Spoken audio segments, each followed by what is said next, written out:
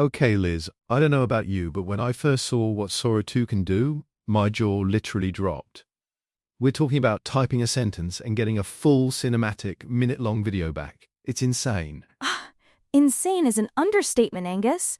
I mean, I've seen generative AI before, but the level of realism, the complexity, the way it handles character movement, and even dynamic camera angles, it's like we just skipped 5 years into the future overnight.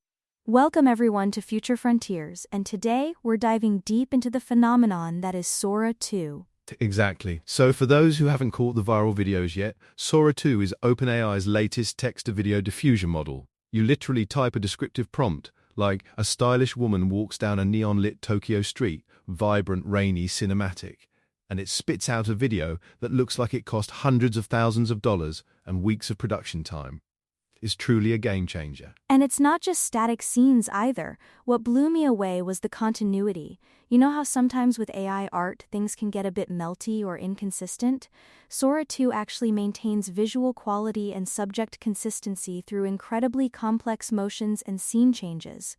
The golden retrievers playing in the snow? Flawless. Oh, the golden retrievers. That one felt so real you could almost feel the cold and the texture of their fur.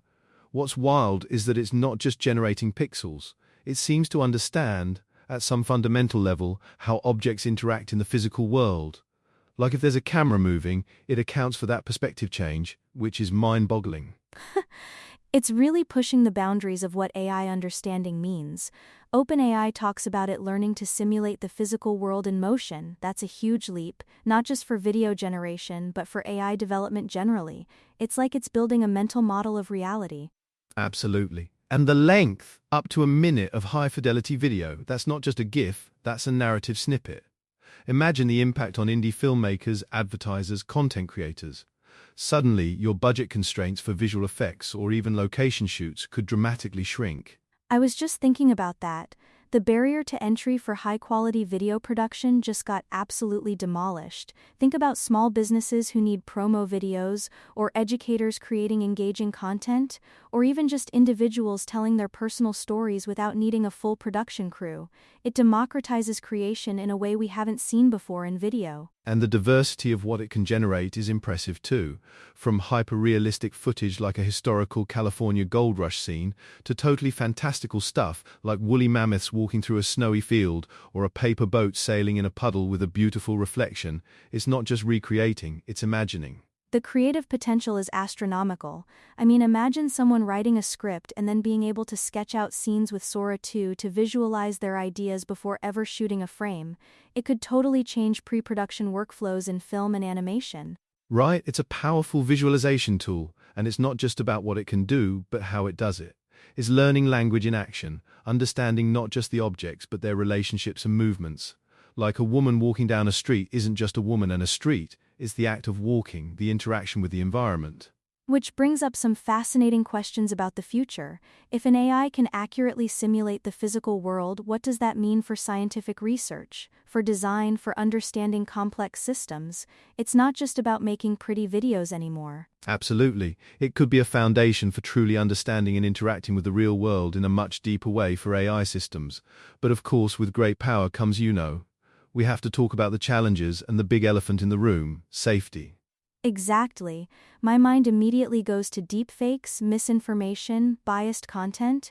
If this tool is so powerful, how do we ensure it's not used for harmful purposes? That's a huge concern, especially in our current digital landscape. OpenAI acknowledges this, thankfully. They're implementing a lot of the safety research they did with DALL-E 3, which is a good sign. They're filtering training data, and they're developing classifiers to detect violent, sexual, or hateful content. They're even collaborating with red teamers, experts in misinformation and bias, to test the model's vulnerabilities. That's reassuring to hear, though I think the cat is always going to be chasing the mouse in this area. It's also crucial that they implement things like C2PA metadata, which can indicate if content was AI generated. Transparency is key here to combat potential misuse. Completely agree. It's not a perfect solution, but it's a necessary step. Now let's talk about some of the current limitations, because it's not truly omnipotent just yet. Even with all its capabilities, Sora still struggles with perfect physics simulation in some cases, like a cookie being bitten and not showing the bite mark, or glass breaking in an unrealistic way. Ah, yes, the cause and effect problem. That's a subtle but really important detail for realism. If something isn't quite right, it pulls you right out of the immersion. It highlights that even understanding the physical world doesn't mean it understands all the nuances of how things react or change after an interaction. Yeah, and also long-term coherence. While it's great for up to a minute, maintaining object permanence over extended complex sequences is still a challenge. An object might disappear and reappear, or change slightly in a way that wouldn't happen in the real world. Which makes sense considering it's generating frame by frame even if it has a broader understanding. It's like having a brilliant improviser but they still occasionally forget a character's name in a long play. But those are solvable problems, I think, as the models evolve. Absolutely. It's early days for this specific iteration, and it's already so far beyond what most of us thought possible even a year ago. The pace of innovation in this space is just dizzying. It's going to profoundly change how we approach visual storytelling, marketing, and even education. Think about documentary filmmaking, or even just explaining complex scientific concepts. Being able to visualize abstract ideas instantly, that's a massive win for accessibility and understanding. It could truly spark a new era of creativity across so many different fields. And the fact that OpenAI is working with creative professionals as initial users to get feedback is smart. They're the ones who will push it to its limits, find its true potential, and also highlight its shortcomings from a practical artistic perspective. That collaboration is essential. It's not about replacing artists but empowering them with incredible new tools. It's a co-creation. It will be fascinating to see what truly novel forms of art and storytelling emerge when these powerful models are put into the hands of imaginative humans. Totally. So, to recap for our listeners, Sora 2 is a groundbreaking text-to-video AI that generates highly realistic, complex, and coherent videos up to a minute long, based on simple text prompts. It understands physics, camera movements, and detailed scenes. It's going to revolutionize creative industries, democratize high-quality video production, and even deepen AI's understanding of the physical world.